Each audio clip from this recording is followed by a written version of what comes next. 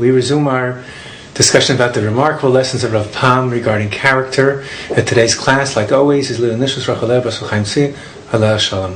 We thank all the people in the Na'aleh staff, Mrs. Claver, Mrs. Bamser, and their team of wonderful people who bring all this wonderful Torah to you out there in Na'aleh land.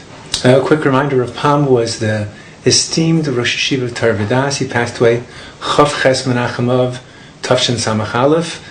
That would be the summer of 2001.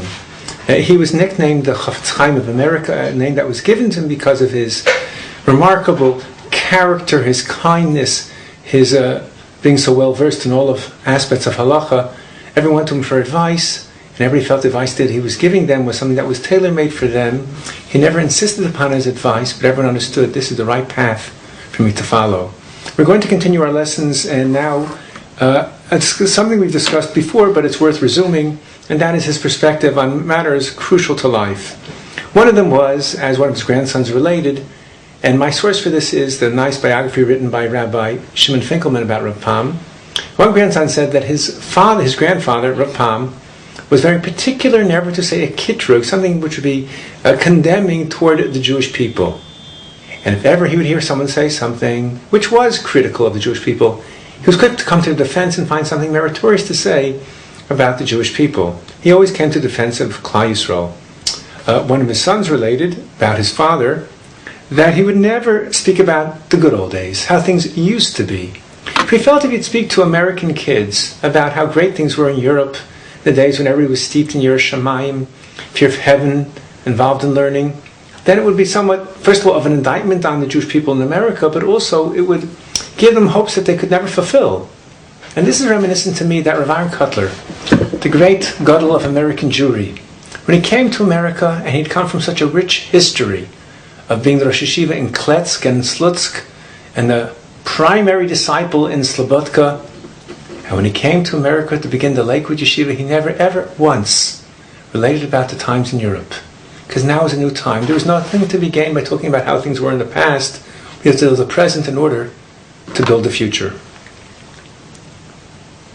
He felt, Rav Pam, that if you speak about the comparisons to the old, this could give people a sense that they are discouraged because they'll never achieve the achievements of those from before them. But what he would do instead is he would speak to his children or to anyone about the great contemporary leaders of today. One of his favorites was Rav Shiskal. He'd speak about people, that was Rav Moshe's son-in-law, who passed away at quite a young age. He would speak about people today who are very meritorious and commendable. Let those be the examples, not think about it at a time and in a place which is so far removed from us. To show right here on the shores of America, all the greatness can be re-achieved. Furthermore, the idea of having a kitrug is similar to the idea of speaking bad about someone, a concept we're all familiar with of al tiftach peh l'satan.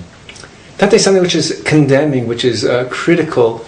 You don't want to invoke any hardship on yourself. You never want to say, if I'd be sick, I would do. You don't want to say something which could invoke any divine scrutiny of yourself. Okay.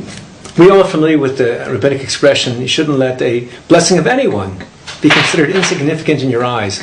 Don't let a blessing of even a simple person be considered insignificant, for one never knows the power of a blessing. Rav Pam would add, and he could add for saturate his blessings, because he was not only not a simple person, he was a great gadol, he was also a kohen, but he would like to say in the following nusach, this was his formula, don't let the blessing of one who loves you, who cares about you, be light in your eyes. Now I tie this together with one other thing which he would say, is he would contend that, let's just get down to, he advised, even if someone's experiencing great financial success, they should not flaunt their wealth. Don't be in any which way ostentatious with your wealth, because first of all, the wheel can turn, and situations can reverse themselves. It's better for a person, no matter what their station in life, to live in an average lifestyle. I've actually seen this. The place which comes to mind is Manchester. There it's most remarkable. I've been pretty much all over the world. And usually the way it works is people are very affluent, live in affluent neighborhoods with very beautiful homes. People that are of more meager means live in more humble apartments. Whereas I've seen in Manchester, where every house is cookie cutter, the same, there's no way to tell. We can have one person who's extremely wealthy living adjacent to a person who's extremely poor. And from the outside, at least, both homes look exactly identical. And this is Rav Pam's advice. The wheel turns. Why invoke anything upon yourself which is unnecessary? Even if you have a lot of money and you've been blessed, don't flaunt it. Don't wear expensive clothing because it could harm yourself. You could invoke scrutiny upon yourself. Furthermore, if you live in a way which is somewhat ostentatious, you make a wedding which is extremely gaudy, then what you're causing is other people trying to mimic what you've done, and other people who cannot afford it will then be forced to borrow money. And if they borrow, they can't repay, then you'll make them come to stealing. It's not necessary to do this and make other people feel an expense which they cannot live up to. So the 2 points I wanted to mention was, one was his blessing that I'm the person who cares for you, don't take it lightly, and also his advice that even if you have blessed with all kinds of wealth, the wheel can turn and fortunes can be reversed. I want to tie this together with a beautiful story I once read about the great tzaddik Reb Elimelech from Lezhensk. Not far from Lezhensk was a boy named Bensi who was orphaned at a young age, and a very kind man took him in. He educated him, he paid for all of his needs, and then when he got older, he worked in his home, doing errands in the large mansion. One time, because he wasn't far from Lezhensk, townfolk told him that not far from here in Lezhensk, where the fellow lived outside Lezhensk, not far from here is Lezhensk, where the great tzaddik Reb Elimelech from Lezhensk lives. And this boy was curious, so Bensi traveled to Reb Elimelech, and he told him that he worked for this person who was very kind to him, took him in, provided for him. Reb Elimelech said, maybe you could ask your employer if he'd be interested in hiring a young girl named Blima, who's also an orphan. She could cook, she could bake, she could sew, and she could be of help around the house. So as soon as he came back from the great tzaddik Reb Elimelech, he told his employer what the tzaddik had said, and right away the employer said, sure, we'll hire Blima. And as Blima and Bensi became friends, they got engaged and they were to wed. But their means were very, very modest and had to save up their money so they'd be able to set up a home. And everything which they saved, they gave to their employer for safekeeping. One day there was a fire which destroyed absolutely everything. Everything was destroyed, including all their savings. So they had to find new employment. Each one worked for a different person. And they never heard from that landowner, from their former employer, all that time. About 1 year later, Bensi noticed a troop of beggars. This was the Arche Parche that would come to town. A troop of beggars that would go from door to door came into that town. And Bensi saw to his horror that in that troop of beggars was his former employer, who had come to such destitute means that he was now begging from door to door. Bensi went over to him and he said, oh, I'm so sorry to see you in this state. He said, Bensi, don't worry. Life is a cycle. What happened was that all my possessions after we went up in the fire, I had no means, I became destitute, and now I'm begging, but I'm hoping I'll be able to make a few pennies here and there and then maybe be able to reinvest and wheel and deal, and maybe I'll have the luck and get back to some of my former means. Bensi was heartbroken. He ran away from him and he went to his kala, to his bride Blima, and he said to her, I just can't bear to see the man who was so kind to us, so magnanimous, philanthropic, and generous, in such destitute state. I've decided all the money which I've earned I want to give to him. Now I know this will mean postponing our wedding even longer, but I can't bear to see him so poor and in such a state. And Blima had to wipe away her tears, and she said, you know what? If you're going to give to him, I want to give him my money as well. So the couple returned to this poor man, and they gave him all their savings, and the man was very touched by their generosity. He said, there is no way that I can take from you all the money that you saved up in order to be wed. But they insisted. Then he said, you know what? I'll take the money, reluctantly, but I give you my blessing that God should bless you. Just a little while later, Bensi went back to Reb Elimelech from Lezhensk. He told them how they had given their money to their former employer. Reb Elimelech said to him, now is time for you to be wed, and we'll arrange the weddings. But I don't have any money. You leave that to us. So Reb Elimelech and his Hasidim put together a wedding, and the dancing was ecstatic, and all the tzaddikim came, all the Hasidim came, and they danced and sang all night long. At the very end of the wedding, as was the custom in those days, Reb Elimelech said, we're going to announce the wedding gifts. So Reb Elimelech began by saying, I pledged to this new couple a mansion of the Puritz. The Puritz was the local landowner who was usually unusually cruel, and he owned the land and he would tax the Jews with a head tax, a communal tax. And I'm pledging one of the mansions of the Puritz to this new couple. people laughed politely. They thought that was part of the merrymaking. Reb Elimelech didn't own a penny, not a penny. He was so indigent, as poorer than a shulmouse. At that point, his disciple, Rav Naftali, who would later become the great Rav Naftali Mirupshit, said, "And I pledged this couple for a parnasa, for an income, one of the flour mills of the Puritz." And again, there was this polite laughter, thinking this was part of the merrymaking. Naftali also was totally poor. And then Rav Mendel, who became the great Rav Mendel Miriminov, said, "And I pledged this new couple 1,000 golden ducats." And everybody laughed, part of the merrymaking. Wedding was over. Everybody wished everybody mazel tov, wishing me the simchas.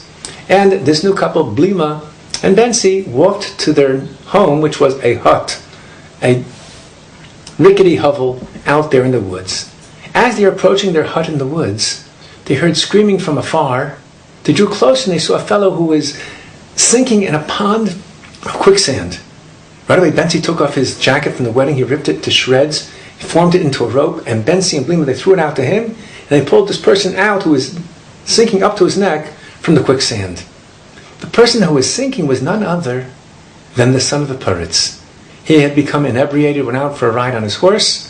He fell off the horse into the pond. He got lost. And this couple saved him just in the nick of time. They brought him into their hovel. They washed him up, gave him a new set of clothing.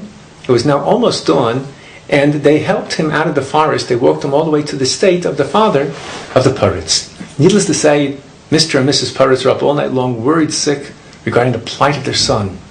When they saw the boy come back, they were so relieved. He said, "Who's this couple?" So he explained, "This is the couple that saved my life." When he told the story, the father was so impressed. The Puritz, he said, "You know what? They're living in a hovel in the woods. I'm going to give them one of my mansions." And then Mrs. Puritz said, "I'm going to give them one of our flour mills. They'll have an income." And then the little Puritz himself, the son of the Puritz, said, "I'm going to give them 1,000 ducats. They should have an income. They should be able to have money to get started with their married lives."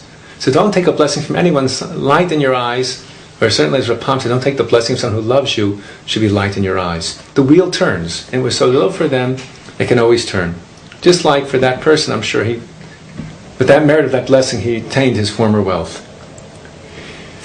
We mentioned earlier that Rapam said that for one who engages in Lashon Hara, one who slanders, besmirches,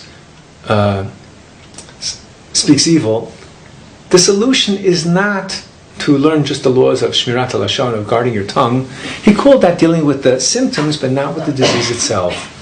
One who is blessed with a kind heart, one who cares about others, one who is large-hearted, who really cares about his fellow person, who is endowed with the concept, with the mitzvah of V'ahavta l'reacha kamoch, to love your fellow person the way you care for yourself, that's dealing with a way such a person will not wish to speak Lashon Hara. The great Mir Rosh Hashiva Nosson Tzvi Finkel once spoke at a convocation on behalf of guarding one's tongue. He said, "I don't understand what the problem is. If you understand there's a mitzvah of V'ahavta l'reacha kamoch, loving your fellow person, how could you ever engage in Lashon Hara?" Okay, clearly these two great tzaddikim were thinking along the same lines. Akin to this, Rapam said that really to refine one's character is no great feat if you bear in mind that there's a mitzvah V'ahavta l'reacha kamocha. Bearing this in mind will help. It will just naturally flow if you have that great heart in caring about other people.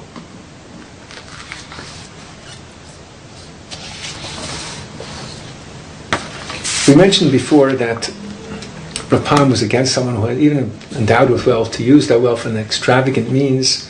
Right? One thing you don't want to do is certainly because of the way you spend your money cause other people who don't have that means to go out and borrow to try and keep up with you. He also felt that it's important not to invest a lot of money in beautifying your home. People can sink so much money in revamping their kitchen and beautifying the whole house. And if you do such a thing, the money would be much better spent, he felt, by using it for Torah, for tzedakah, for chesed. This way you will sanctify the name of God.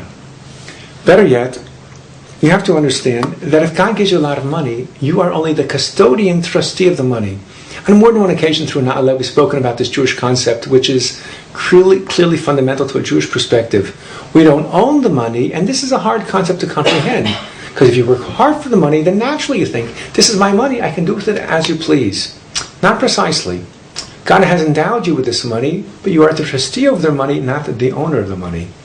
Thus, you have to be careful, you have to give a certain amount to charity. You must distribute to those who are needy. So someone who is not religious or someone who is not Jewish would think, what do you mean? For example, you don't drive your car on Saturday? Do you own it? You don't watch TV on Saturday? Do you own it? Because it presupposes if you own something, you can do whatever you wish with it. No, that's not the Torah perspective. We were granted the money to be trustees over it, but we are guided in how we may use it.